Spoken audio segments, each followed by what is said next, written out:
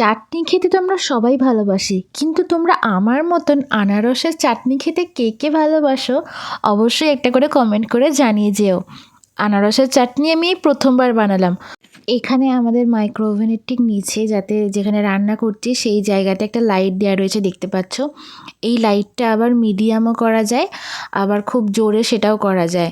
তো আমি সেটাই দেখছিলাম রান্না করতে করতে, আর ভিডিওটা শ্যুট করার জন্য ওই লাইটটা জ্বালিয়ে নিলাম আর কি। সচরাচর এই লাইটটা জ্বেলে থাকি না, তো আজকে জ্বালিয়ে দেখছি যে বেশ ভালো লাগছে রান্নাটা দেখতে, তাই ওই লাইটটা জ্বালিয়ে নিলাম। তাই তোমাদের সাথে সেই মোমেন্টটাও শেয়ার করলাম। আমি তো সমস্ত কিছুই তোমাদের সাথে শেয়ার করি। যখন হাত ভালো ছিল আরও অনেক অনেক রান্না বানাতাম, প্রতিদিনই এক্সক্লুসিভ রান্নার বানাচ্ছিলাম আর ভিডিও করছিলাম, কিন্তু হাতে ব্যথার জন্য সেগুলো আর করতে পারছি না। মাঝে মাঝে দু একটা বানাচ্ছি। প্রথমত বলে রাখি যে আমি চাটনি প্রথমবার বানালাম, সেটা আবার আনারসের। তো আনারস খেতে তো আমার খুবই ভালো লাগে, তার সাথে বিয়ে বাড়িতে এবং বাড়িতে যে চাটনিগুলো হতো সেগুলো খুবই ফেভারিট ছিল। তো আমার কাছে আজকে হাতের কাছে আনারস ছিল, তাই আমি ভাবলাম যে আজকে আনারসের চাটনি বানিয়ে ফেলি। তো প্রথমেই আমি কড়াইয়ে একটু তেল দিয়ে তার মধ্যে সামান্য পরিমাণে 5 ফোড়ন দিয়ে দিলাম। এই চাটনিটা আমি আগের দিন দাদার বাড়িতে খেতে গেছিলাম, আমাদের এখানে আমাদের ইনভাইট করেছিল। তো দাদা এই চাটনিটা ভীষণ ভীষণ ভালো বানায় আর কি। তো দাদার কাছ থেকে আমি এই রেসিপিটা শিখে এসেছিলাম।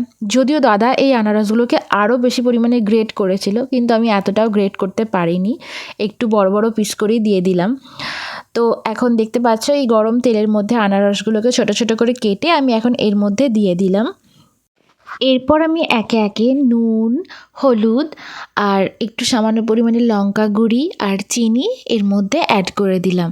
তো দেখতে দেখতে আমার চাটনিটা অনেকটা হয়েও এসছে, দেখতেই পাচ্ছ তোমরা। তো তোমরা কীরকমভাবে চাটনি বানাও তার রেসিপি আমার সাথে শেয়ার করতে পারো। তোমরা তো জানোই আমি নতুন নতুন এখন বানাচ্ছি। ফলের মধ্যে আমার আনারস, আপেল, লিচু এগুলো খুবই ফেভারিট। তোমরা তো জানো এখানে লিচু তেমন পরিমাণে পাওয়া যায় না, দু একটা ইন্ডিয়ান স্টোরে পাওয়া যায়, সেটা আবার অনেক দূরে। তাই এখানে এসে আমি লিচু খেতে পাচ্ছি না, কিন্তু আনারস যেহেতু আমার খুব ফেভারিট, এটা কি করে ছাড়ি, তাই আনারস কিনে নিয়ে চলে এসেছিলাম। চাটনির পাশাপাশি আমার কিন্তু টক খেতেও খুব ভালো লাগে। তোমাদের কার কার টক ভালো লাগে অবশ্যই জানিও। তো আমার হচ্ছে আমার মায়ের হাতে ফেভারিট কুমড়ো আলু দিয়ে একটা টক হয় সেটা, আর মাছের টক খেতে আমার ভীষণই ভালো লাগে।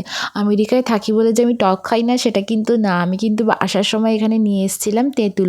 আর তাছাড়া এখানে ইন্ডিয়ান স্টোরেও কিন্তু তেঁতুল পাওয়া যায়, তো সেখান থেকে আমরা তেঁতুল নিয়ে এসে মাঝে মাঝে টক বানিয়ে খাই। এরপর আমি এতে অ্যাড করে দেবো কিছুটা পরিমাণে লেবুর রস। এখানে কিন্তু এই লেমন বলে যে লেবুটা, এটা কিন্তু খুব পাওয়া যায়, আর তার সাথে পাতিলেবু। এখানে কিন্তু আমাদের ইন্ডিয়ার মতন গন্ধরাজ লেবু পাওয়া যায় না। দেখতেই পাচ্ছ আমার চাটনিটা রেডি হয়ে গেছে। আজ তাহলে আসি, দেখা হচ্ছে আবার নতুন ভিডিওতে। সবাই খুব খুব ভালো থেকো, সুস্থ থেকো আর আমাকে সাপোর্ট করতে থেকো। বাবা।